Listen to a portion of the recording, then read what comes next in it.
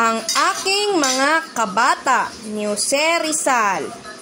Kapagka ang bayay sadyang umiibig sa kanyang salita, kaloob ng langit, sanlang kalayaan nasa ring masapit, katulad ng ibong nasa himpapawid.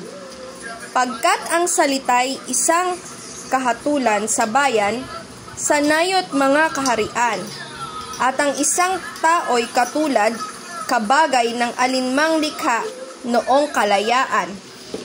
Ang hindi magmahal sa sariling salita, mahigit sa hayop at malansang isda, kaya ang marapat pagyamaning kusa, sa tulad ng isang tunay na nagpala.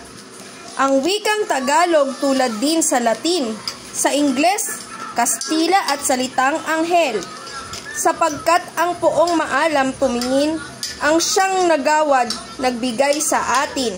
Ang salita natin huwag din sa iba, na may alpabeto at sariling letra, na kaya'y nawalay dinatnan ng sigwa, ang lunday sa lawa noong dakong una.